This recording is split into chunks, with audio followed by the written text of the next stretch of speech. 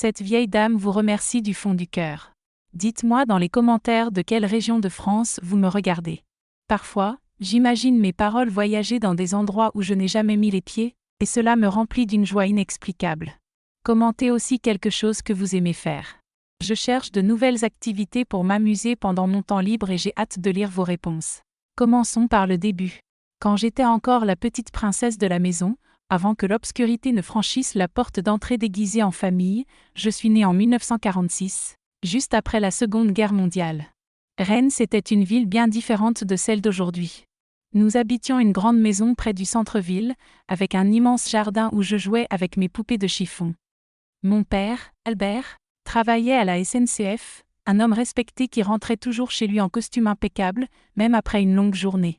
Ma mère, Isabelle, était institutrice, connaissant par cœur le nom de chacun de ses élèves. Elle était élégante, toujours bien habillée et coiffée, même à la maison, et répétait que « une femme digne doit toujours être présentable, car on ne sait jamais qui frappera à la porte ». Nous faisions partie de la classe moyenne, avec des privilèges que beaucoup n'avaient pas. Nous avions une bonne, Françoise, qui vivait chez nous et s'occupait de tout pendant que mes parents travaillaient. Elle était comme une seconde mère, me racontant des histoires de fantômes qui me faisaient trembler de peur tout en me faisant rire. Étant fille unique, j'étais au centre de l'attention. Mes parents avaient essayé d'avoir d'autres enfants, mais après 2 fausses couches, les médecins avaient dit que c'était trop dangereux pour ma mère. Tous leurs espoirs, rêves et ambitions se reportèrent donc sur moi. Et j'avoue que j'en profitais pleinement, j'étais gâtée. Les plus belles poupées, les plus jolies robes, et des cours de piano avec une professeure italienne proche de l'église Notre-Dame. Clotilde va devenir une demoiselle accomplie, disait maman aux voisines qui venaient prendre le café le samedi après-midi. Elle sait coudre, broder, et joue déjà 3 morceaux entiers au piano. Les matinées à l'école étaient faciles pour moi. Être la fille de l'institutrice la plus respectée de la ville avait ses avantages. Les autres maîtresses me félicitaient, même quand je ne le méritais pas. L'après-midi, après les devoirs, je jouais dans le jardin ou sur le trottoir avec les autres enfants de la rue. Nous faisions de la marelle, du diabolo, ou jouions à cache-cache jusqu'au coucher du soleil. Les dimanches étaient particuliers. Nous nous levions tôt pour la messe à la cathédrale Notre-Dame de Reims. Maman m'habillait de ma plus belle robe, me coiffait de rubans, et me faisait promettre de rester sage. Après la messe, nous déjeunions chez ma grand-mère maternelle, Apolline, à quelques rues de la cathédrale. Le déjeuner dominical était une fête. Oncles, tantes et cousins se réunissaient autour de la grande table dans le jardin, sous le tilleul. Grand-mère Apolline préparait un coq au vin qui demandait 2 jours de travail. L'odeur de cette cuisine reste l'un des souvenirs les plus vifs de mon enfance heureuse. Grand-père Benoît, le mari de grand-mère Apolline, était un homme silencieux mais affectueux. Il avait travaillé dans les vignes depuis son enfance, même à la retraite, entretenait un potager impeccable au fond du jardin. C'est de lui que je recevais les meilleurs fruits, poires, pommes, cerises, encore tièdes du soleil. Ma grand-mère paternelle, Odile, était veuve depuis que j'étais bébé. Elle vivait seule dans une petite maison de l'autre côté de la ville. Nous lui rendions visite une fois par mois, apportant provisions et médicaments. Peu de mots sortaient de sa bouche, mais ses yeux brillaient de bonheur à mon arrivée. C'est quand j'avais 11 ans que les choses ont commencé à changer. Grand-mère Apolline, celle qui préparait le meilleur coq au vin du monde, a commencé à ressentir de fortes douleurs. Au début, tout le monde pensait que c'était l'âge, elle avait déjà 67 ans. Mais les douleurs persistaient, elle maigrissait, s'affaiblissait. C'est une tumeur, j'ai entendu papa murmurer à maman une nuit, croyant que je dormais. Le médecin disait qu'elle s'était répandue dans tout le corps. Je n'ai pas tout compris, mais je savais que c'était grave en voyant maman pleurer, étouffant ses sanglots pour que je n'entende rien. Grand-mère Apolline n'a survécu que 3 mois après le diagnostic. J'ai vu ma mère, si forte et contrôlée d'habitude, s'effondrer peu à peu. Elle manquait parfois le travail pour veiller sur sa mère malade, passant jour et nuit au chevet, donnant des médicaments, changeant les draps, priant. Je me souviens du jour où grand-mère est partie. C'était un dimanche, ironiquement. Pas de coq au vin, pas de rire dans le jardin, seulement le silence et le bruit des pleurs étouffés des adultes. Je suis restée assise sur les marches de la véranda, ne comprenant pas pourquoi tout le monde était si triste, mais ressentant déjà le poids de cette absence définitive.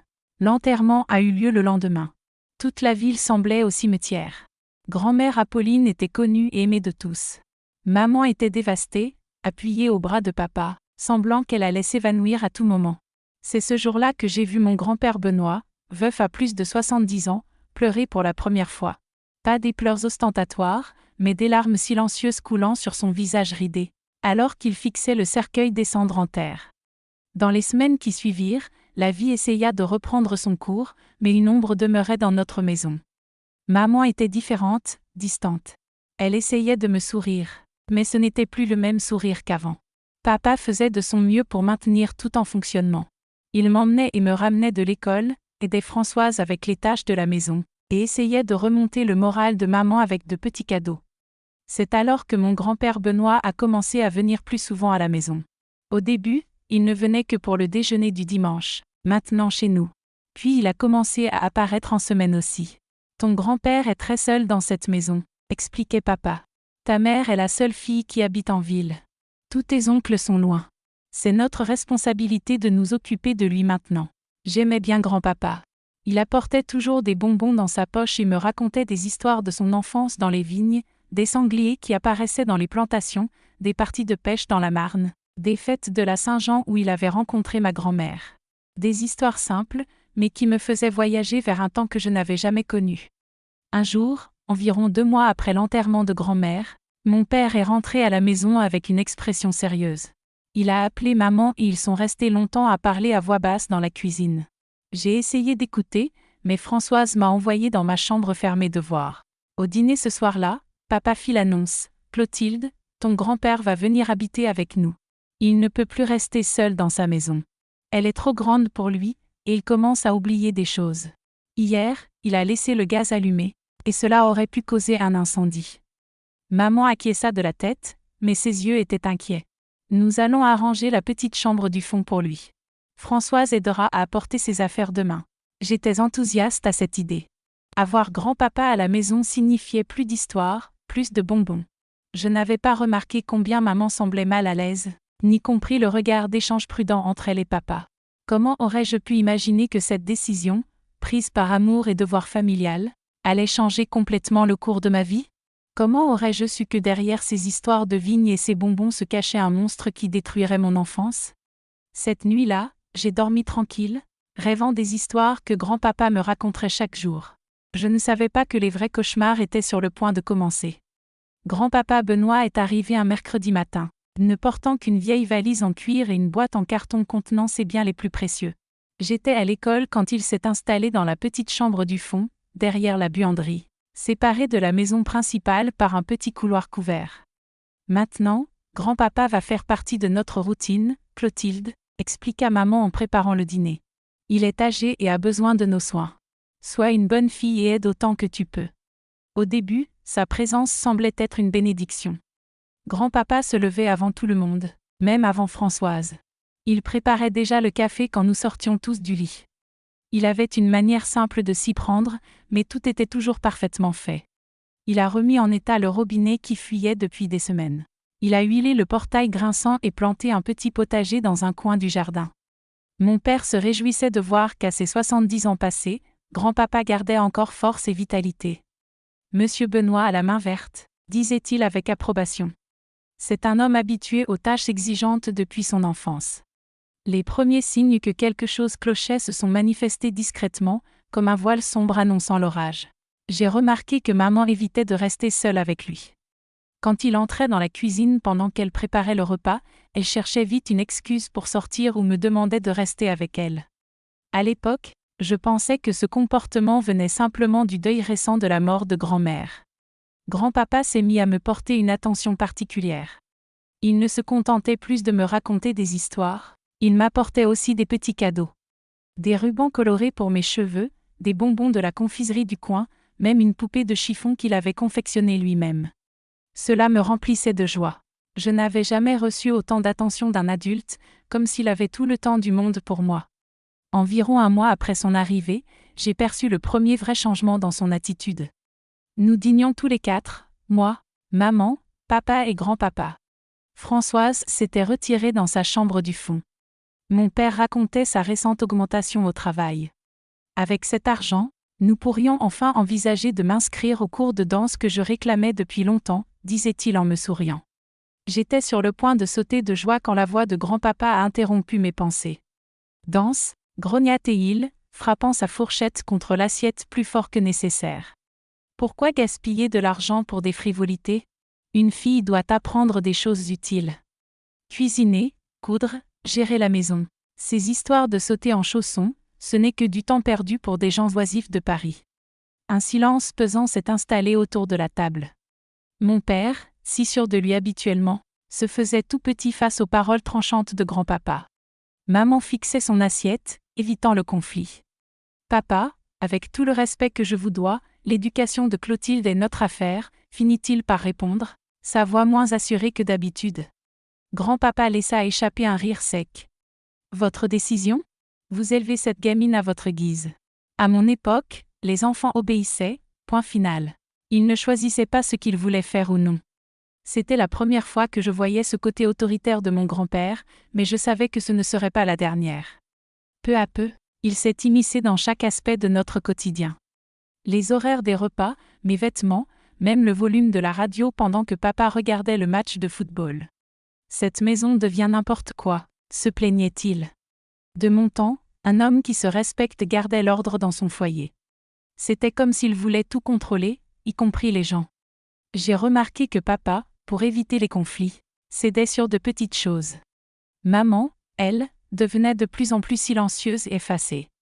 Le pire arrivait quand papa partait en voyage pour le travail, une fois par mois généralement. Durant ces jours, grand-papa se comportait comme le maître de la maison, donnant des ordres à tout le monde, même à Françoise, qui commençait à marmonner à voix basse. « Monsieur Benoît n'est pas mon patron », disait-elle à maman un après-midi, pensant que je ne l'entendais pas. Il croit pouvoir commander jusqu'à l'air qu'on respire. C'est lors d'un de ces déplacements de mon père, en août 195, que quelque chose m'a glacé le sang pour la première fois. Maman était partie apporter des vêtements à une cousine malade et ne reviendrait qu'en fin d'après-midi. Françoise s'occupait du linge au lavoir du fond. Moi, j'étais dans le salon, plongée dans mes exercices de mathématiques. Grand-papa entra dans la pièce, s'assit dans le fauteuil en face de moi et resta silencieux à m'observer. Un frisson étrange me parcourut la nuque, comme un avertissement que quelque chose n'allait pas. « Viens ici, Clotilde, dit-il après quelques minutes. Laisse grand-papa vérifier si tes devoirs sont bien faits. » Je m'approchai, cahier en main. Il tapota son genou, me signalant de m'asseoir. Hésitante, j'obéis. Après tout, c'était mon grand-père et on m'avait toujours appris à respecter les aînés. « Tu deviens une vraie demoiselle, » murmura-t-il en passant sa main dans mes cheveux d'une manière qui me mit mal à l'aise. « Tu es presque en âge de te marier, tu sais. » Je n'ai que 12 ans, grand-papa, balbutiai-je, confuse. À mon époque, les filles de 12 ans étaient déjà fiancées. Ta grand-mère avait 14 ans quand elle m'a épousée. Sa main descendit le long de mon dos, et ce qui n'était d'abord qu'un geste affectueux prit un air inquiétant. Il faut apprendre à devenir femme bientôt. À ce moment, Françoise entra dans le salon, portant un panier de linge. Grand-papa retira aussitôt sa main et changea de ton. Cette gamine ne sait même pas faire une division. De mon temps, on apprenait ça à coups de règles. Je me levai d'un bond, soulagée par l'interruption. Quelque chose dans le regard de Françoise m'indiquait qu'elle avait perçu l'étrangeté de la situation. Elle fronça les sourcils et me surveilla attentivement pour le reste de l'après-midi. Le soir, après le dîner, je me réfugiai dans ma chambre plus tôt, prétextant un mal de tête. En réalité, je voulais simplement rester loin de grand-papa. Il y avait quelque chose dans son regard maintenant qui m'effrayait profondément. Une peur que je ne savais ni nommer ni comprendre pleinement.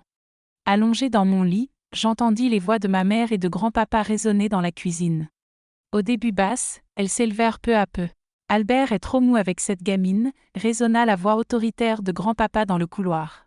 « Et toi aussi, vous êtes en train de gâter une enfant inutile », continua-t-il. La voix de maman tremblait, fatiguée. « Clotilde est une bonne fille, studieuse et bien élevée. » Il coupa d'un rire glacial. « Elle ne me regarde même pas quand je lui parle. » De mon temps, les enfants respectaient leurs aînés et obéissaient sans discuter. Les temps ont changé, papa, et je vous demande de respecter notre manière d'élever notre fille, répondit maman avec fermeté. Un bruit sourd résonna, comme un coup sur la table. Respect? C'est du respect que tu devrais avoir pour moi. Je suis ton père. Après le décès de ta mère, vous m'avez relégué dans cette petite chambre du fond comme un vieux chien. Personne ne vous a mis dehors, répliqua maman. Sa voix s'entremêla avec la sienne. Nous essayons de prendre soin de vous apporter un peu de confort. Du confort, ricana-t-il, son rire me glaçant le sang. Vous m'enfermez dans ce réduit pendant que vous restez dans la grande maison. Vous me servez en dernier à table et me dites de me taire quand je donne un conseil.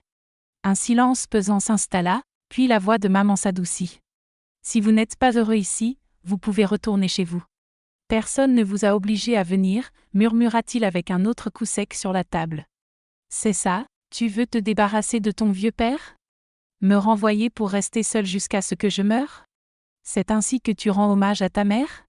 Elle doit se retourner dans sa tombe de honte. Je plaquai l'oreiller contre mes oreilles, refusant d'entendre davantage. Cette nuit-là, des cauchemars vinrent me tourmenter, des ombres me poursuivant à travers la maison. Le lendemain matin, maman affichait des cernes profondes et ne touchait presque pas à son café. Grand-papa, en revanche, semblait étrangement satisfait, comme s'il venait de remporter une victoire. Quand papa revint de son voyage 2 jours plus tard, je remarquai que maman n'avait rien dit de la dispute. Elle souriait de façon forcée et répétait que tout allait bien. Grand-papa, lui, était plus charmant que jamais avec mon père, proposant son aide pour tout et le félicitant de travailler si dur pour la famille. C'était comme si 2 êtres cohabitaient en lui, l'homme doux et serviable lorsqu'on était présent et le tyran contrôleur dès que papa franchissait le seuil. Une semaine plus tard, Françoise annonça sa démission. Elle prétendit avoir trouvé un meilleur emploi dans une maison du centre-ville, mais ses yeux trahissaient une autre raison. Avant de partir, elle me serra fort dans ses bras et murmura à mon oreille, « Prends soin de toi, ma petite. Et si quelque chose de mauvais se produit, préviens ta mère immédiatement. » À ce moment-là, je n'avais pas compris pleinement son avertissement, mais bientôt, très bientôt, je le comprendrai parfaitement. Avec le départ de Françoise, maman passa davantage de temps à la maison. Elle demanda un congé à l'école pour quelques semaines, prétextant qu'elle devait organiser la maison. Au fond, je pense qu'elle voulait simplement éviter de me laisser seule avec grand-papa. Cette présence m'apporta un soulagement temporaire, mais il ne dura pas. Bientôt, maman dut retourner en classe. Le directeur fut clair, son congé ne pouvait être prolongé davantage, et papa commença à partir pour des voyages plus longs, parfois une semaine entière. C'est durant l'une de ces semaines, en novembre 1958, que mon univers s'effondra complètement. Maman était partie à une réunion à l'école qui durerait tard. J'étais dans ma chambre, déjà en chemise de nuit, brossant mes cheveux avant de dormir. La porte s'ouvrit sans qu'on frappe. Grand-papa se tenait là, immobile, m'observant d'un regard que je n'oublierai jamais. Un regard mêlant une froideur calculatrice à quelque chose de bestial qui me glaça jusqu'aux os. « Ta mère ne reviendra que tard », dit-il en franchissant la porte et en la fermant derrière lui. « Nous devons avoir une conversation d'adulte à adulte. » À cet instant, je sus que quelque chose de terrible allait se produire. Une peur primitive m'envahit, mon cœur battait si fort que j'avais l'impression qu'il allait exploser. Ce qui se passa dans les minutes suivantes me hante encore lors des nuits les plus sombres. Ses mains rugueuses, son poids m'écrasant contre le lit, la douleur lancinante, mes cris étouffés par sa main ridée sur ma bouche. L'odeur d'alcool et de sueur aigre, les mots terrifiants murmurés à mon oreille. « Si tu dis quelque chose à qui que ce soit, je te tue, toi et ta mère. » Lorsqu'il eut terminé, il remit ses vêtements en place comme si rien ne s'était passé. « Personne ne te croira de toute façon. Ils diront que tu as provoqué grand-papa, que tu es une fille sans vergogne. » Je restai paralysée dans mon lit longtemps après son départ. Incapable de pleurer, incapable même de respirer correctement. Une partie de moi mourut cette nuit-là. La fillette confiante, lumineuse et pleine de rêves, avait disparu à jamais. À sa place, il ne restait qu'une coquille silencieuse, chargée de peur et de honte. Le matin suivant, je n'ai pas réussi à me lever pour l'école. Mon corps me faisait souffrir d'une manière que je n'avais jamais imaginée. Du sang maculait ma chemise de nuit et les draps. Quand maman est venue voir pourquoi je n'étais pas debout, j'ai menti. Je lui ai dit que j'avais des crampes, que je m'étais réveillée ainsi. Elle m'a cru, m'a apporté une tisane et m'a laissée à la maison. Grand-papa est resté dehors toute la journée, heureusement. À son retour le soir, il s'est comporté comme si rien ne s'était produit. À table, il a parlé normalement, raconté des histoires à mon père, plaisanté. Il ne m'a même pas regardé. Je voulais hurler, tout lui raconter, mais les mots se sont bloqués dans ma tête. Je te tue, toi et ta mère. J'ai cru, avec la terreur naïve d'une enfant de 12 ans, qu'il pouvait vraiment le faire. Mon enfer personnel commençait ainsi. Ce qui aurait dû être un foyer chaleureux était devenu une prison de peur. Sa présence, son odeur, sa voix, tout déclenchait ma panique. Et le pire, c'était que personne ne semblait s'en rendre compte, ou peut-être ne voulait-on pas le voir. Les nuits sont devenues mon cauchemar quotidien. Chaque pas dans le couloir, chaque planche qui grinçait me faisait me recroqueviller dans le lit, priant pour qu'il n'apparaisse pas. Mais il venait toujours, pas chaque nuit, ce qui était presque pire, car l'incertitude me maintenait dans un état constant de vigilance et de terreur anticipée. J'ai commencé à changer. J'ai cessé de manger correctement, j'ai maigri. Mes notes à l'école ont chuté. Je ne sortais plus jouer, je ne parlais à personne. Je dormais avec des ciseaux sous l'oreiller, même si je savais que je n'aurais jamais le courage de m'en servir. « Qu'est-ce qui t'arrive, ma fille ?» demandait maman, inquiète. « Tu sembles flotter comme un fantôme. » Je voulais parler, raconter. Les mots étaient au bord de mes lèvres, mais je voyais grand-papa à la porte, son regard tout-puissant me paralysant. La peur me clouait à nouveau. 3 mois passèrent ainsi. 3 mois qui semblaient durer des siècles. Chaque nuit était une torture, chaque jour un simulacre d'existence. J'avais appris à vivre dans un entre-deux, ni vivante, ni morte. Quelque chose de fondamental avait été brisé en moi, mais mon corps continuait à respirer, à bouger, à fonctionner automatiquement. C'est en février 1959, au cœur de l'été, que tout a explosé. Non pas parce que j'avais trouvé le courage de parler, je ne l'avais pas. Mais parce que mon corps a réagi pour moi. La nuit précédente, grand-papa avait été particulièrement brutal. Maman et papa étaient partis à une fête et ne reviendraient que tard. Il en a profité, ayant bu plus que d'habitude, et est entré dans ma chambre plus tôt que d'habitude. Aujourd'hui, grand-papa va t'enseigner de nouvelles choses, a-t-il dit avec ce sourire qui me retournait l'estomac. Pour la première fois, j'ai tenté de résister. J'ai crié, donné des coups de pied, griffé. Cela n'a fait qu'attiser sa colère davantage. Quand il a fini, j'étais plus meurtrie que jamais.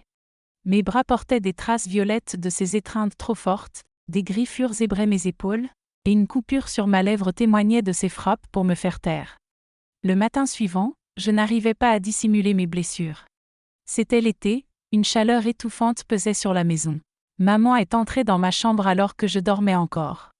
En tirant le drap pour me réveiller, elle a vu les hématomes sur mes bras, le sang séché sur ma lèvre fendue. Son cri a traversé la maison, brisant enfin le silence qui m'avait oppressé pendant des mois. Ses yeux parcouraient mon corps marqué, s'arrêtant sur chaque bleu, chaque griffure, chaque trace de douleur.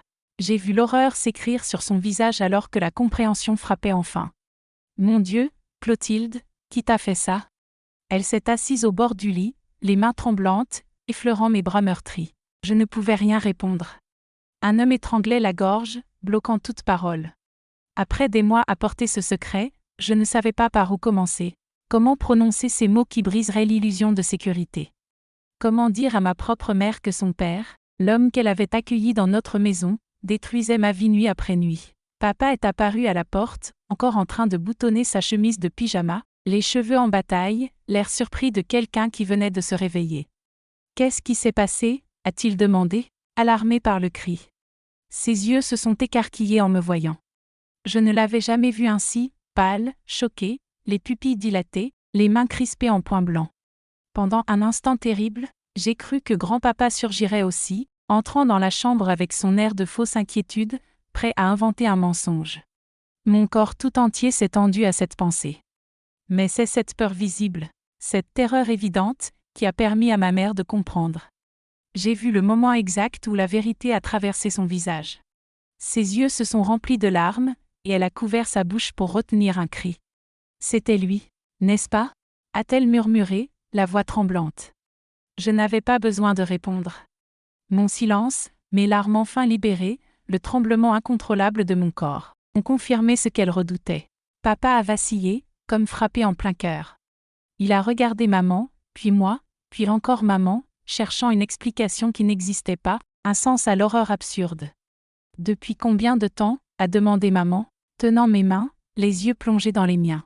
« 3 mois. » ai-je balbutié, la voix à peine audible depuis novembre. 3 mois, 90 jours. Pour eux, c'était un choc, une révélation dévastatrice. Pour moi, une éternité vécue en enfer. Minute après minute, seconde après seconde, le visage de ma mère se tordait dans une expression que je n'avais jamais vue, douleur, colère et culpabilité, comme si chaque émotion la vieillissait instantanément. « Pourquoi ne nous as-tu pas parlé avant ?» a demandé papa d'une voix rauque. Les mots de grand-papa résonnaient encore dans ma tête. « Si tu le dis à quelqu'un, je te tue, toi et ta mère. » Même maintenant, cette menace exerçait encore son emprise sur moi. J'ai parlé entre les sanglots, racontant comment il disait que personne ne me croirait, que j'avais provoqué grand-papa. Papa a émis un son étrange, comme un animal blessé. Et j'ai vu quelque chose changer dans ses yeux. La confusion et le choc laissaient place à une colère que je n'avais jamais vue chez cet homme si habituellement calme et maîtrisé. Il s'est retourné brusquement et a quitté la chambre. J'ai entendu ses pas lourds s'éloigner dans le couloir, se dirigeant vers la petite chambre du fond. « Oh non !» a crié maman en bondissant, immédiatement alerte. Elle a couru derrière lui. Je suis restée seule dans le lit, enroulée dans les draps tachés, écoutant au loin le fracas d'une lutte, des voix altérées, quelque chose qui se brisait, un bruit sourd. J'aurais voulu me lever, voir ce qui se passait, mais mon corps semblait transformé en plomb. Je ne pouvais remuer aucun muscle. Les minutes se sont étirées, semblant des heures, le temps lui-même s'était déformé. Maman est revenue enfin, pâle, les cheveux ébouriffés, les yeux rouges d'avoir tant pleuré. Elle s'est assise à côté de moi dans le lit et m'a enveloppée d'un câlin différent de tout ce qu'elle m'avait jamais donné, un câlin désespéré, comme si elle craignait de me perdre à tout instant. « Il est parti », murmura-t-elle contre mes cheveux. « Ton père l'a chassé. Il ne reviendra jamais. Plus jamais. Tu es en sécurité maintenant. » Je voulais croire à ces mots, sentir un vrai soulagement, me libérer de la peur. Mais elle était enracinée si profondément en moi qu'elle semblait faire partie de ma peau. « Et s'il revient la nuit ?» Ma voix tremblait sous l'angoisse. « Et s'il vient me chercher quand vous dormirez ?» Maman a pris mon visage entre ses mains, m'obligeant à regarder ses yeux. « Cela n'arrivera pas, » dit-elle, avec une fermeté sans équivoque. « Ton père change déjà toutes les serrures. Et ensuite, nous irons à la police. » Le mot police fit remonter une vague de panique. Cela signifiait que d'autres personnes sauraient tout, que je devrais revivre chaque détail horrible pour le raconter à nouveau. « Je ne veux pas y aller, » sanglotai-je, enfouissant mon visage dans mes mains. « Je ne veux pas que quelqu'un sache. »« Je comprends ta peur, ma fille, » dit maman en caressant mes cheveux. « Mais nous devons le faire pour qu'il ne te fasse plus jamais de mal, ni à aucune autre petite fille. » Ce jour-là, nous n'avons pas franchi le pas de la police. Maman m'a conduite chez le médecin, un vieil ami de la famille, qui recevait à domicile. Je me souviens de son visage qui s'assombrissait au fur et à mesure de l'examen, posant ces questions à voix basse, auxquelles j'avais à peine la force de répondre. « Elle aura besoin de soins, » dit-il à maman lorsqu'il eut terminé. « Pas seulement pour le corps. » Le lendemain matin, encore douloureuse et épuisée, on m'emmena au commissariat. Le bâtiment gris et intimidant trônait au centre-ville. Maman me tenait par la main tout le temps tandis que papa marchait quelques pas devant, les épaules raides, la mâchoire crispée, tentant de contenir sa colère. On nous fit entrer dans une petite salle aux murs écaillés, un ventilateur bruyant brassant l'air chaud. Un commissaire moustachu à cheveux grisonnants écouta notre récit, prenant des notes dans un carnet usé. Son visage restait impassible, professionnel, mais ses yeux trahirent un changement lorsqu'il comprit l'ampleur des faits. « Nous avons besoin de la déposition de la petite, » dit-il en me regardant, mais ses yeux se tournèrent surtout vers mes parents. « Non, » protestai-je, serrant le bras de ma mère de toutes mes forces. « Je ne veux pas rester seule. »« C'est la procédure, » expliqua le commissaire, avec une douceur surprenante. « Mais votre mère peut rester si vous le souhaitez. » Ainsi, avec maman à mes côtés, je racontais tout. Chaque nuit, chaque agression, chaque menace. Les mots sortaient par à-coups, entrecoupés de sanglots, mes yeux fixés sur mes mains, incapables de croiser le regard des adultes présents. Quand j'eus fini, le silence qui suivit pesait lourd, presque tangible. Le commissaire s'éclaircit la gorge, visiblement mal à l'aise. « Nous allons le retrouver, » assura-t-il, « il ne pourra pas s'échapper. » Pourtant, il s'échappa, du moins pour un temps. Les semaines suivantes furent un brouillard, un enchaînement de rendez-vous chez les médecins, de questions répétées sans fin, et de regards empreints de pitié qui me suivaient partout. La nouvelle se répandit rapidement, comme souvent dans les petites villes. Les chuchotements me poursuivaient dans les couloirs de l'école, sur le chemin de l'église, dans les commerces du centre-ville. « C'est cette petite fille », murmurait-il. Le grand-père, pauvre enfant. Je n'étais plus Clotilde, la fille gâtée, la petite enfant du chemin et de l'institutrice respectée. J'étais devenue la victime, un objet de curiosité morbide et de pitié superficielle. À la maison, tout avait changé radicalement. Mes parents, accablés par la culpabilité de n'avoir rien remarqué, se transformèrent en gardiens surprotecteurs. Je n'étais plus jamais seule. Il y avait toujours quelqu'un à mes côtés, maman, papa, ou une tante venue séjourner chez nous. Toutes les fenêtres avaient de nouvelles serrures, et papa vérifiait à plusieurs reprises que toutes les portes étaient bien fermées avant de dormir. On m'installa dans leur chambre. Mon ancienne chambre, celle où tant de cauchemars s'étaient déroulés, fut verrouillée. Personne n'y entrait. Cet espace semblait irrémédiablement contaminé. Les nuits restaient un supplice. Même en sachant que j'étais protégée, que lui ne pouvait plus m'atteindre, les cauchemars survenaient sans faute. Je me réveillais en criant, trempée de sueur froide, sentant son poids sur moi, son odeur d'alcool, ses mains rugueuses sur ma peau. Maman me serrait dans ses bras jusqu'à ce que je cesse de trembler, murmurant des paroles de réconfort qui n'atteignaient jamais le recoin obscur où résidait ma peur. La police a cherché grand-papa partout. Il avait disparu comme de la fumée. Certains disaient qu'il était retourné dans sa région natale en Bourgogne, d'autres qu'il avait fui vers le sud, loin de tout regard. Certains murmuraient même qu'il s'était suicidé en se jetant dans la Marne.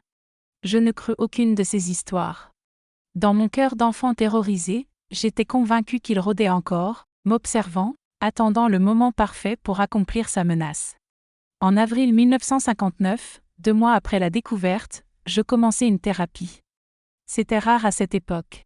Dans une petite ville comme Reims, il y avait à peine des psychiatres, et encore moins de psychologues spécialisés dans les traumatismes infantiles.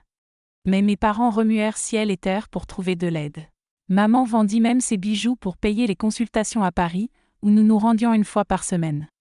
La docteure Hélène était une femme d'âge moyen aux yeux doux, portant des lunettes à monture dorée. Son cabinet était accueillant, avec des fauteuils moelleux et une étagère remplie de livres et de petits jouets. « Tu n'as pas besoin de parler si tu ne le souhaites pas », me dit-elle lors de notre première séance. « Nous pouvons simplement rester ici en silence, jusqu'à ce que tu te sentes prête. » C'est exactement ce que nous fîmes les premières fois.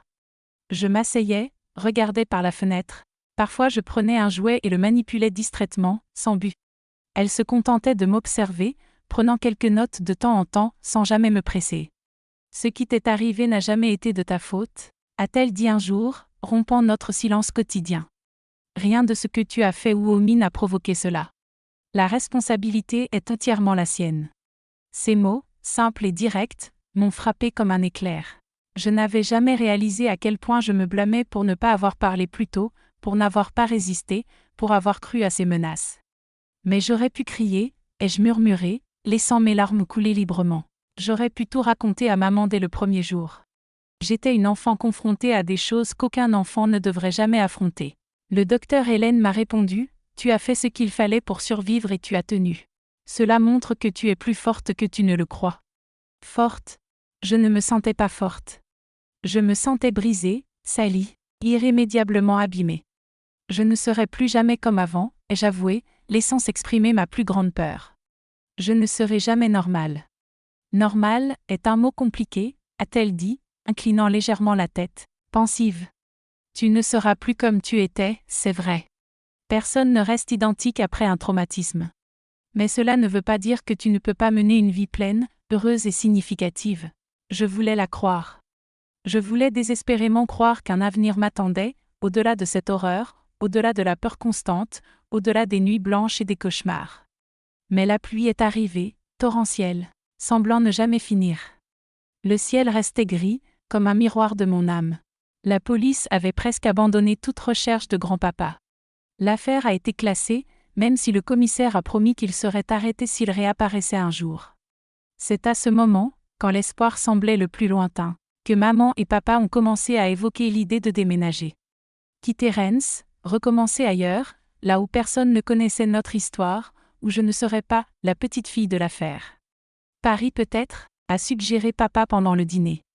J'ai un cousin à la poste là-bas, il pourrait arranger quelque chose. L'idée d'abandonner la seule ville que je connaissais, de quitter la maison où j'avais grandi malgré la terreur des derniers mois, me terrifiait presque autant que celle de rester. Et l'école?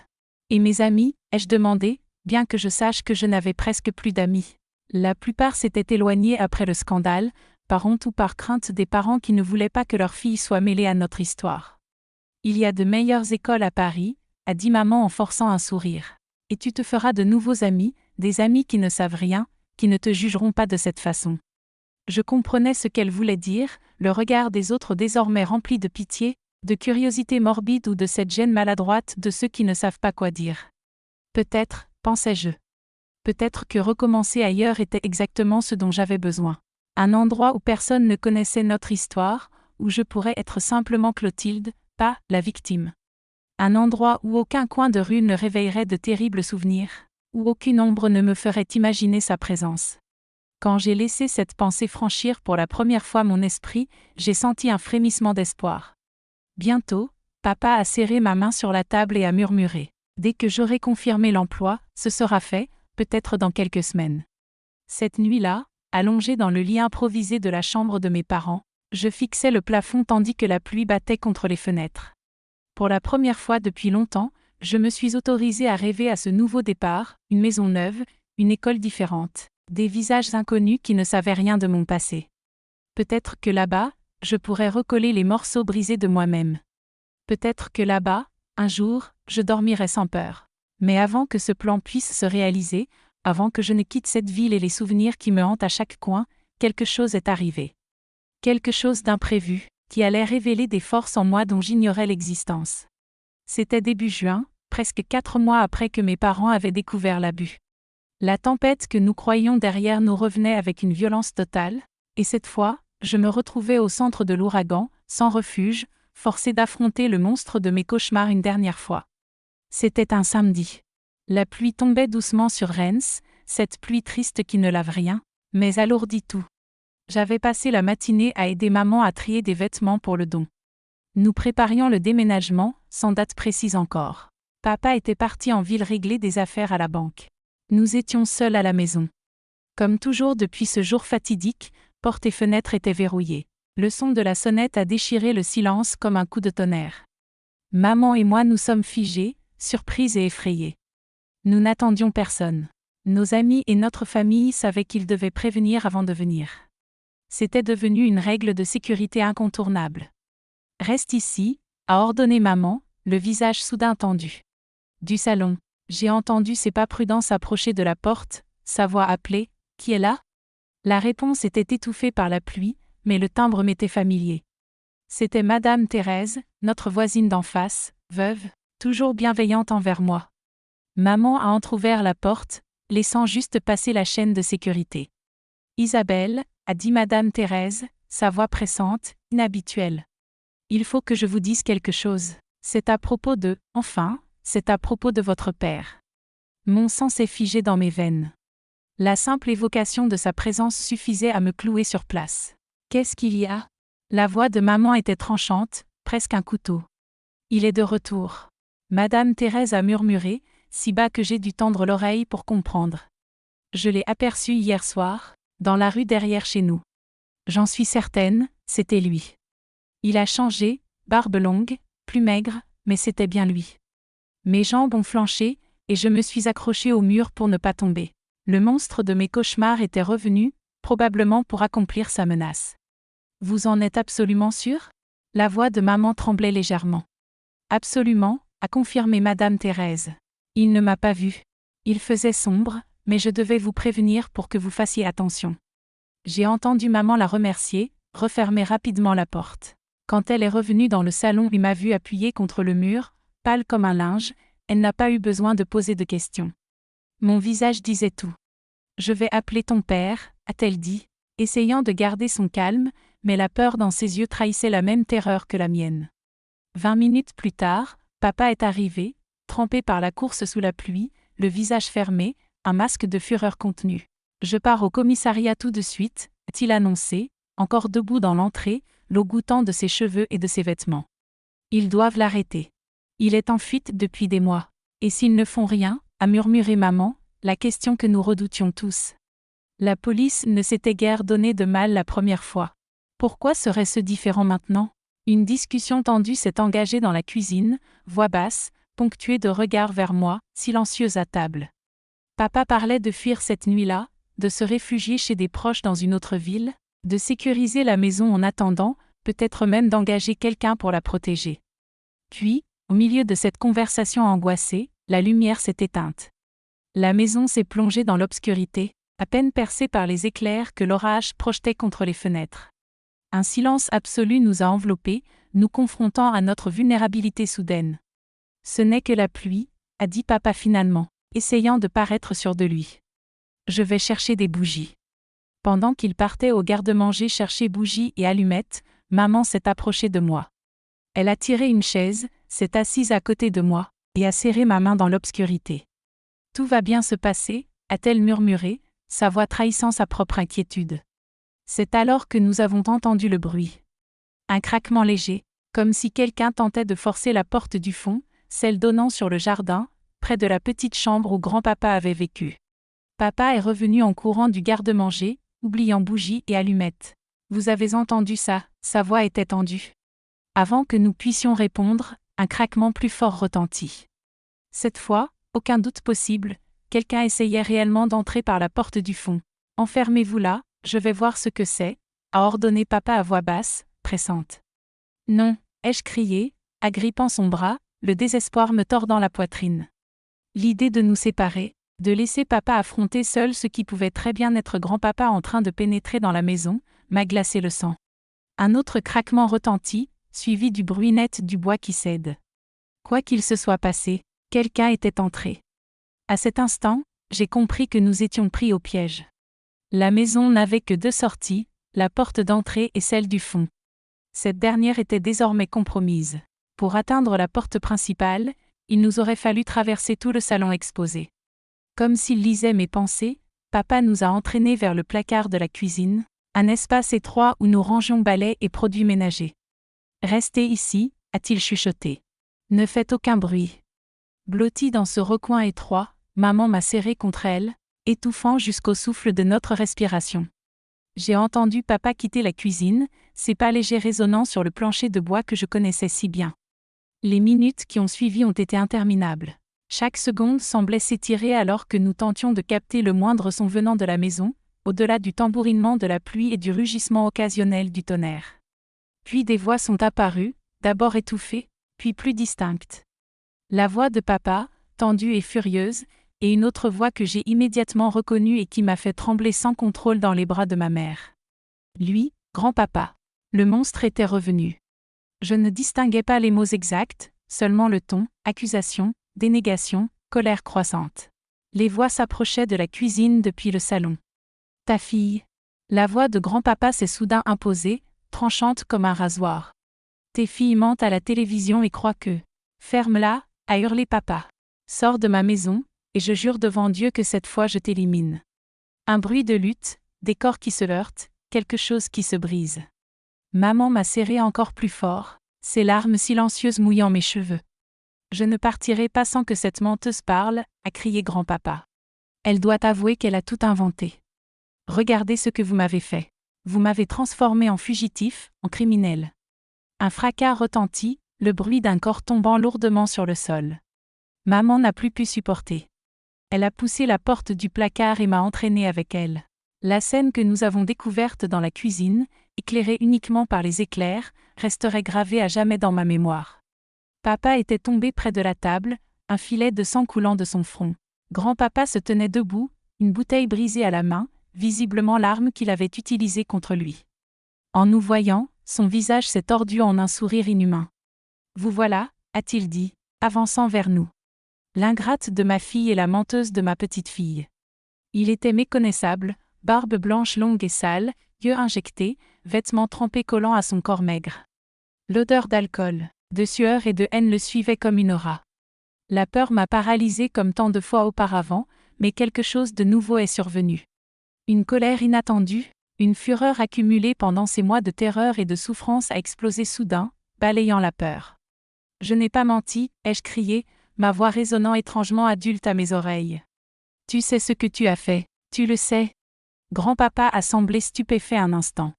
Peut-être surpris par mon audace, peut-être par la transformation de la petite fille terrorisée en quelqu'un qui osait lui faire face. Cette hésitation a suffi à maman. D'un geste rapide, elle a saisi la lourde poêle en fonte sur la cuisinière, avant que grand-papa ne puisse réagir, l'a frappé de toutes ses forces sur le côté de la tête. L'impact a été brutal. Grand-papa a vacillé, lâchant la bouteille brisée et tombant à genoux, étourdi. Un filet de sang a commencé à couler d'une coupure au-dessus de son oreille. Papa se relevait déjà, chancelant mais déterminé. Dans ses yeux, j'ai lu la même certitude que dans mon cœur. Il n'y aurait plus de peur.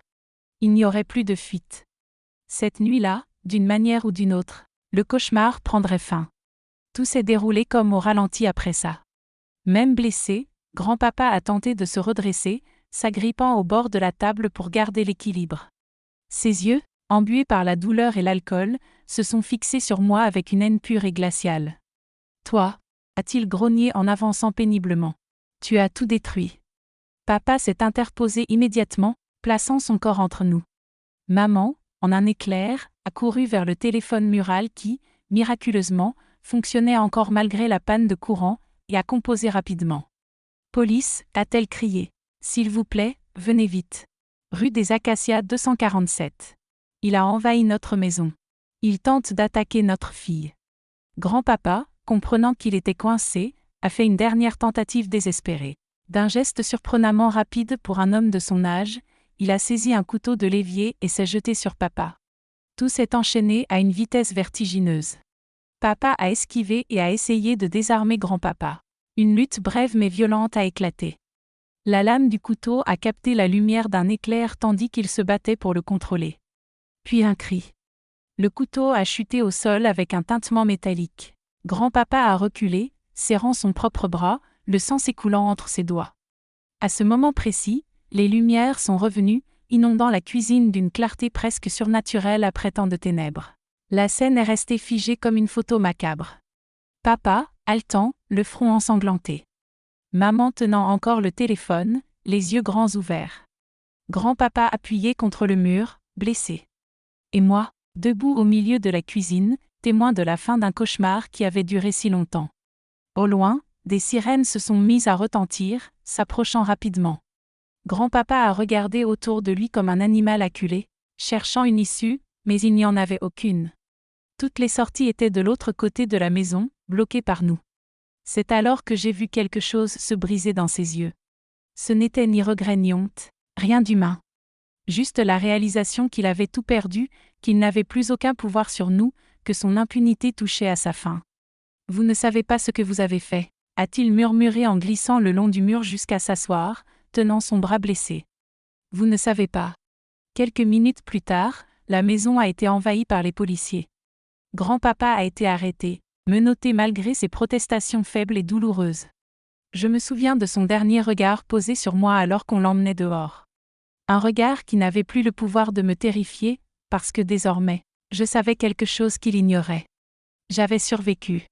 J'avais affronté le monstre et j'étais encore debout. Les heures qui ont suivi ont été un tourbillon. Les ambulanciers s'occupaient de la coupure sur le front de papa. Les policiers recueillaient nos témoignages. Les voisins, malgré la pluie, s'agglutinaient sur le trottoir, curieux, incapables de s'éloigner, essayant de comprendre ce qui venait de se passer.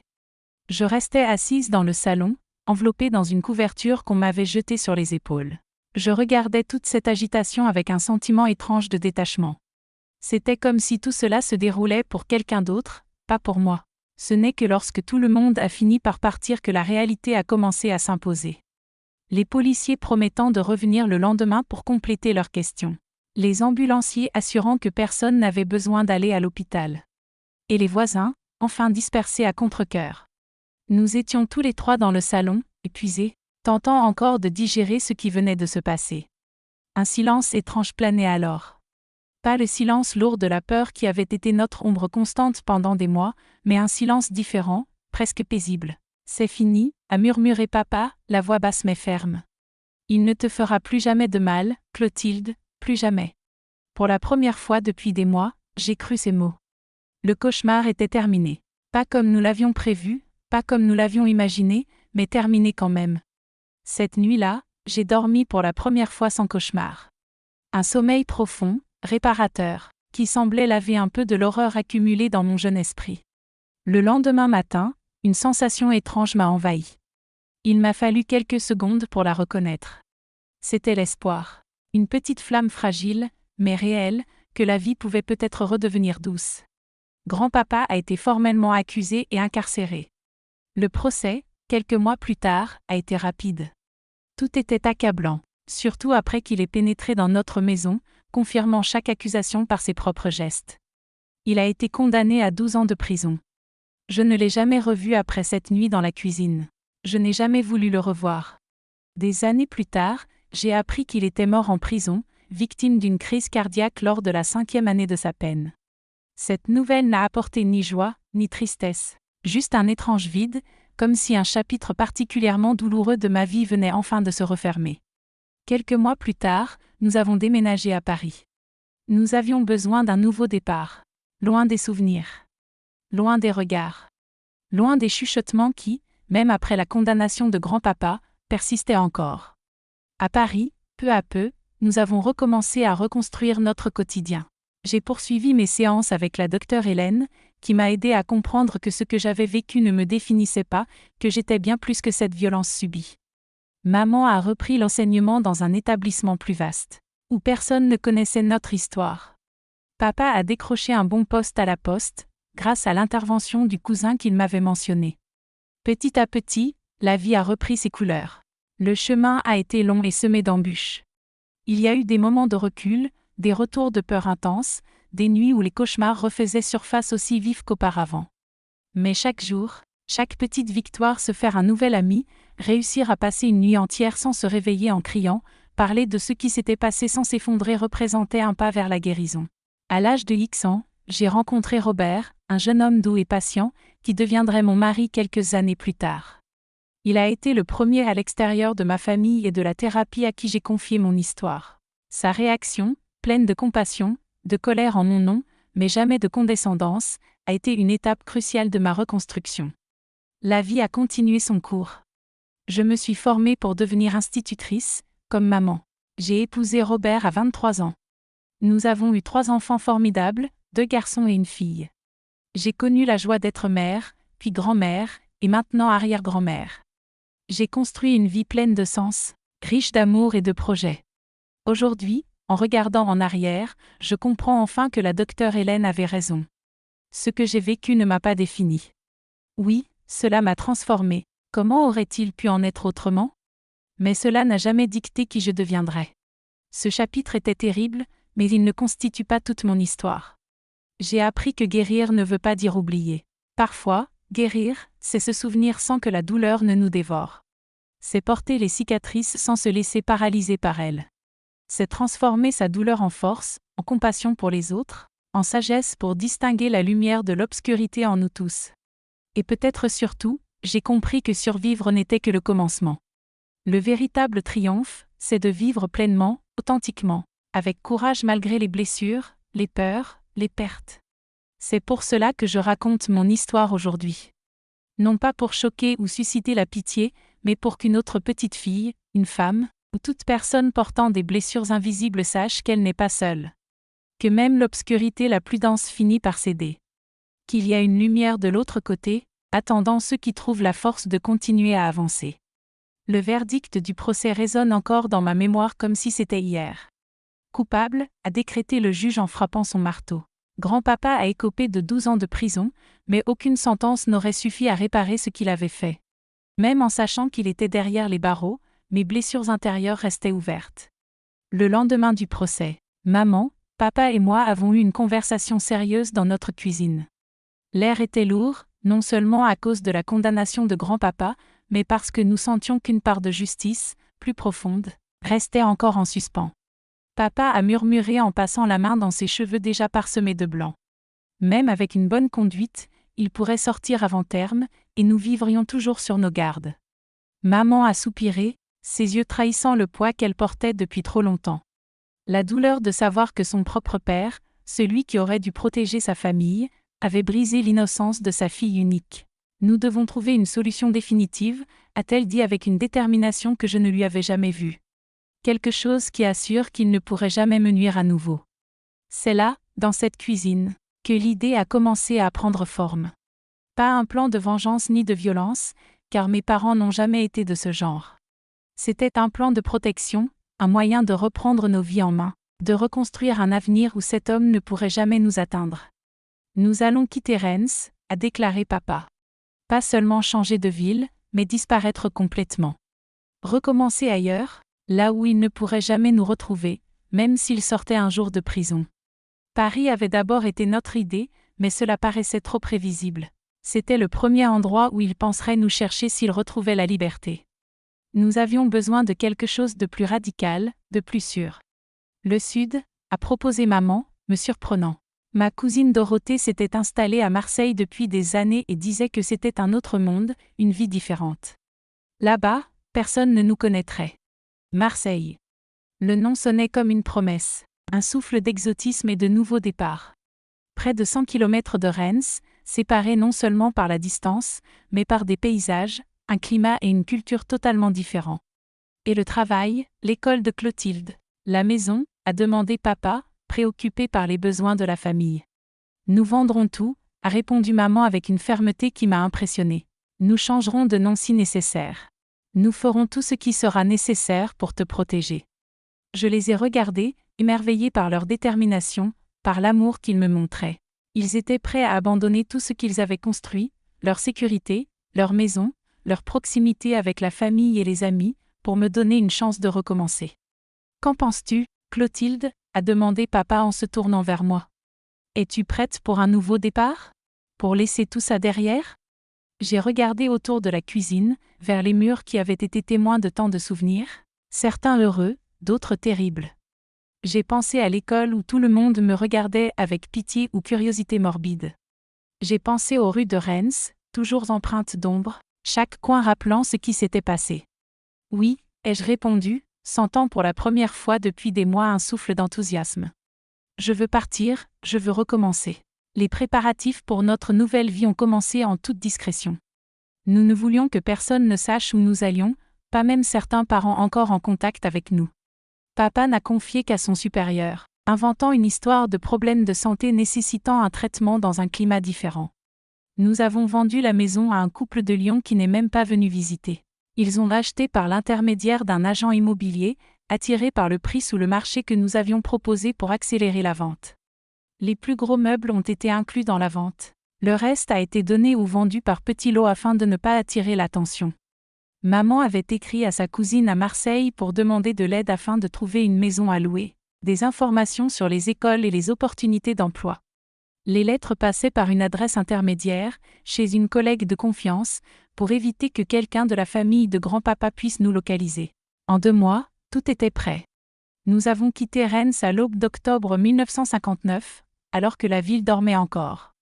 Un seul taxi pour 3 personnes et 6 valises, tout ce qui restait de notre ancienne vie. Nous avons roulé jusqu'à Paris, puis pris le train pour Marseille. Le voyage a été long et épuisant. L'avion, une nouveauté pour moi, aurait pu être excitant dans d'autres circonstances, mais j'étais trop vidée émotionnellement pour ressentir autre chose qu'un léger soulagement de nous éloigner de Reims. Nous sommes arrivés à Marseille sous un après-midi chaud et humide, et mes vêtements ont aussitôt collé à ma peau. Dorothée, la cousine de maman, nous attendait à la petite gare avec un sourire chaleureux et des embrassades serrées. Elle ne connaissait pas les détails de ce qui s'était passé. Maman lui avait simplement dit que nous avions eu de sérieux problèmes et que nous avions besoin de repartir à zéro. Mais son accueil sans poser de questions était exactement ce dont nous avions besoin.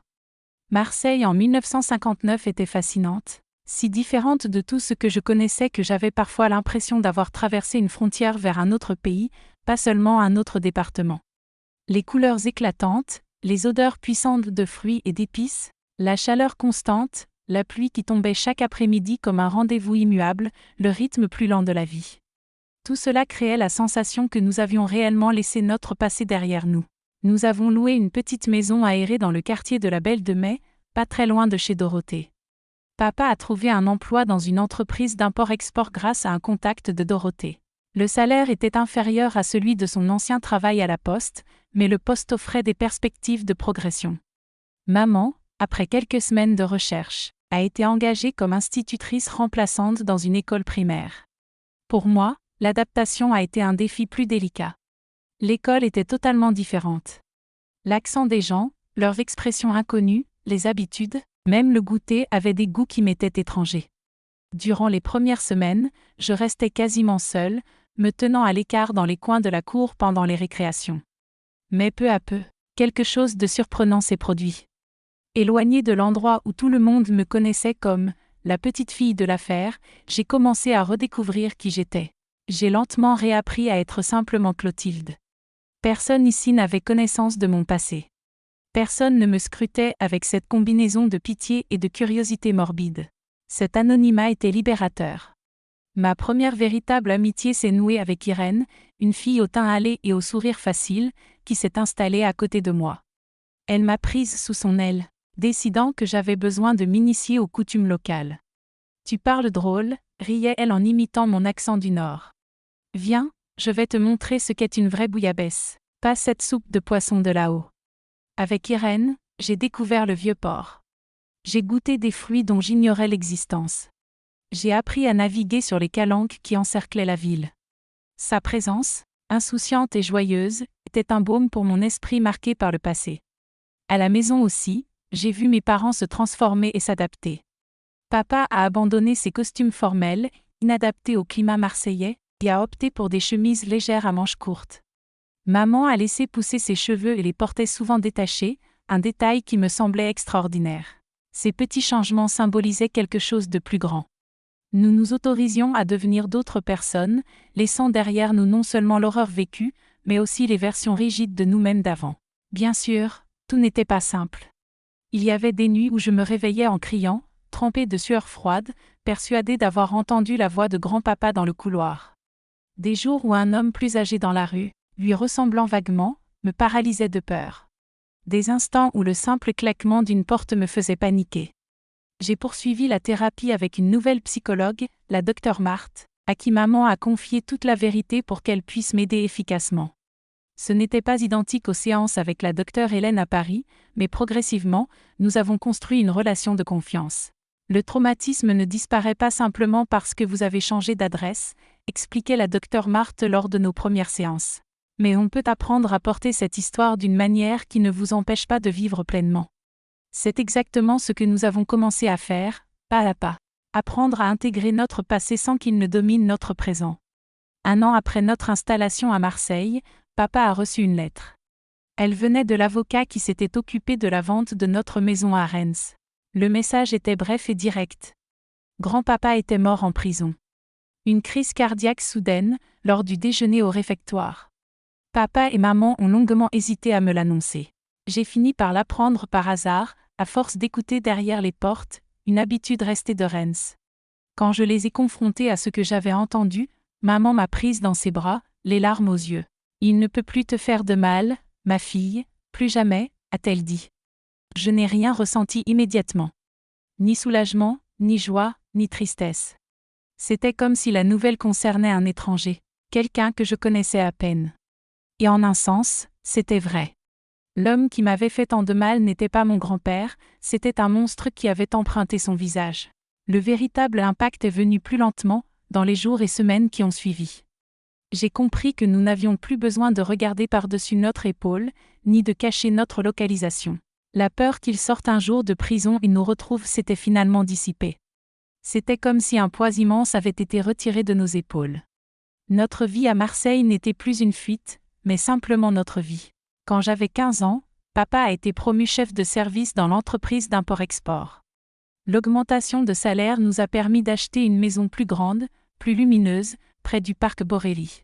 Maman a obtenu un poste permanent comme institutrice. Moi, à la surprise générale, j'étais devenue l'une des meilleures élèves de ma classe. « Regarde ça », disait papa avec fierté en me montrant mon bulletin rempli de bonnes notes. Qui aurait cru que notre fille serait l'intellectuelle de la famille ? Dans ma nouvelle école, j'ai noué davantage d'amitié. J'ai commencé à participer au groupe de théâtre, découvrant que jouer, devenir quelqu'un d'autre pendant quelques heures, avait un effet presque thérapeutique sur moi. Sur scène, je n'étais plus Clotilde, la fille marquée par un passé douloureux, mais n'importe quel personnage que le rôle exigeait. C'est au théâtre de l'école que j'ai rencontré Vincent à 16 ans. Il avait 2 ans de plus, en dernière année, et jouait le rôle principal dans la pièce où j'avais un rôle secondaire. Grand, peau mate, yeux verts saisissants. Héritage d'un grand-père portugais, expliquait-il plus tard avec un sourire. Vincent a été mon premier vrai amour. Notre rapprochement s'est fait lentement. Contrairement aux autres garçons que j'avais connus, il n'était jamais pressant ni insistant. Il semblait comprendre, presque instinctivement, mes limites et mes peurs, même si je ne lui avais jamais parlé de mon passé. Notre premier baiser a eu lieu après une représentation particulièrement réussie de la pièce. Il a été tendre et respectueux, et pour la première fois, je n'ai pas eu peur du contact d'une autre personne. C'était comme si une partie gelée en moi commençait enfin à fondre. Vincent et moi avons vécu une relation presque 2 ans. Il a été mon premier petit ami, ma première expérience d'amour romantique. Avec lui, j'ai appris que l'intimité pouvait être belle, respectueuse, fondée sur le consentement et l'affection mutuelle. L'exact opposé de la violence qui avait marqué mes premiers contacts avec la sexualité. Finalement, Vincent a obtenu une bourse pour étudier l'ingénierie à Lyon. La distance a mis fin à notre relation, mais nous nous sommes séparés dans l'affection et le respect. Chacun a suivi son chemin, mais je lui serai toujours reconnaissante pour le rôle qu'il a joué dans ma guérison. En 1966, à 19 ans, j'ai intégré l'université d'Aix-Marseille pour étudier les lettres. C'est là que j'ai rencontré Robert, un étudiant en droit aux yeux bienveillants et aux idées passionnées sur la justice sociale. Il venait de Toulon, fils d'un commerçant et d'une institutrice, et avait choisi Marseille pour poursuivre ses études. Notre amitié est née à travers un projet commun entre les cours de lettres et de droit. Nous travaillions ensemble à apporter l'éducation de base aux communautés rurales isolées. Nous passions des heures à discuter des matériaux pédagogiques, planifier les cours, parfois débattre des méthodes à adopter. C'était une amitié fondée sur le respect mutuel et des intérêts partagés. L'amour est arrivé presque 1 an plus tard, naturellement, comme une étape logique d'une relation déjà profonde et signifiante. Avec Robert, j'ai trouvé le courage de raconter toute mon histoire. L'abus, la fuite, le recommencement à Marseille. Il a été la première personne, en dehors de ma famille et de mes thérapeutes, à qui j'ai confié tout ce passé. Sa réaction a été exactement ce dont j'avais besoin. Indignation pour ce que j'avais subi, mais sans jamais me traiter comme une victime brisée.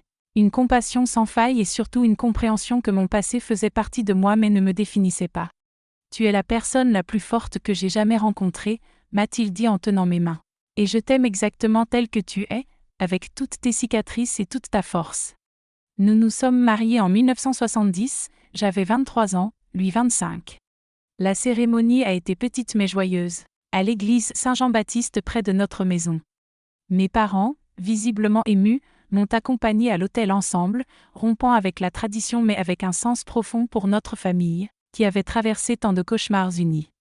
Les années suivantes ont apporté davantage de guérison, de joie, et des étapes marquantes dans une vie qui, contre toute attente, devenait riche et significative. Notre premier fils, Paul, est né en 1972. Marianne est arrivée en 1974, puis Lucas en 1979. Avoir des enfants a été une étape capitale dans mon parcours de guérison. Chaque grossesse, chaque naissance m'a permis de me réapproprier mon corps, d'affirmer qu'il m'appartenait, qu'il n'était plus un objet de violence, mais un réceptacle de vie, d'amour et de continuité. Avec chaque enfant, je me sentais plus connectée à mon humanité, plus entière et entière. La maternité a apporté son lot de défis et de peurs.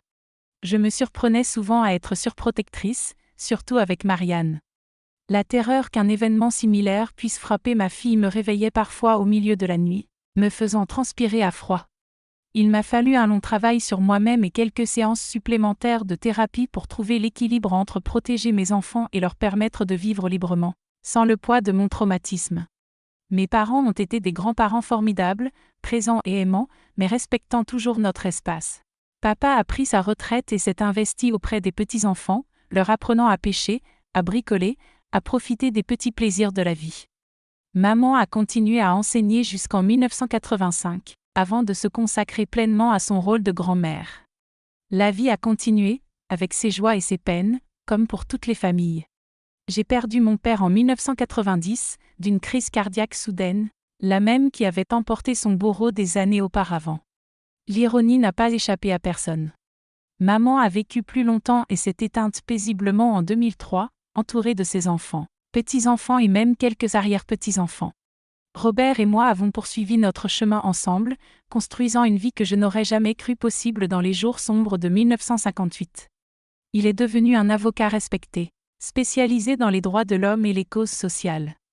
Moi, je suis devenu professeur universitaire, transmettant mon amour de la littérature à de jeunes générations.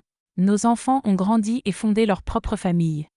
Paul est devenu médecin, Marianne a suivi mes pas en devenant professeur, et Lucas a choisi l'ingénierie. Ensemble, ils m'ont donné 7 petits-enfants, et certains commencent maintenant à me combler de l'amour de leurs propres enfants. Aujourd'hui, à 79 ans, en regardant le long chemin parcouru, je mesure à quel point le plan désespéré que mes parents ont conçu autour de cette table de cuisine en 1959 a transformé nos vies. Non seulement en m'éloignant du danger, mais en ouvrant des chemins que nous n'aurions jamais empruntés si nous étions restés à Reims. Partir, tout reconstruire à zéro, a été l'acte le plus courageux et le plus aimant que mes parents pouvaient accomplir pour moi. Ils ont sacrifié la sécurité du connu, tout risqué pour un futur incertain, simplement pour me donner la chance de guérir, de grandir, de vivre sans l'ombre permanente de la peur. La justice officielle a fait sa part. Elle a enfermé le monstre, où il a trouvé sa fin. Mais la vraie justice, celle qui comptait vraiment pour nous, nous l'avons construite nous-mêmes. C'était le choix de ne pas laisser cette violence définir nos vies, le refus de rester éternellement des victimes. La détermination de bâtir quelque chose de beau à partir des ruines. Si cette longue vie m'a enseigné une chose, c'est que notre pouvoir de guérison est bien plus grand que nous l'imaginons. Peu importe l'intensité des blessures, l'obscurité de la nuit, il existe toujours une possibilité d'aube.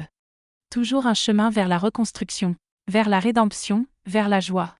À vous qui m'avez écouté jusqu'ici, je vous remercie du fond du cœur d'avoir prêté attention à cette vieille dame racontant son histoire.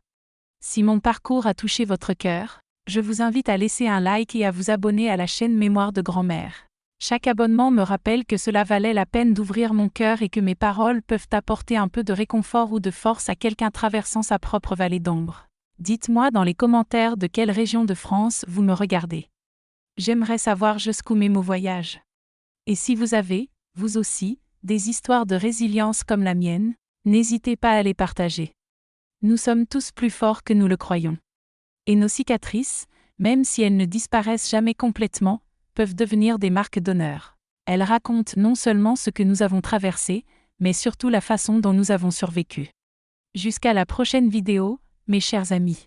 Que Dieu bénisse le chemin de chacun d'entre vous et ne perdez jamais l'espoir. Même dans les nuits les plus sombres, cette grand-mère est la preuve vivante qu'il existe toujours, une lumière au bout du tunnel.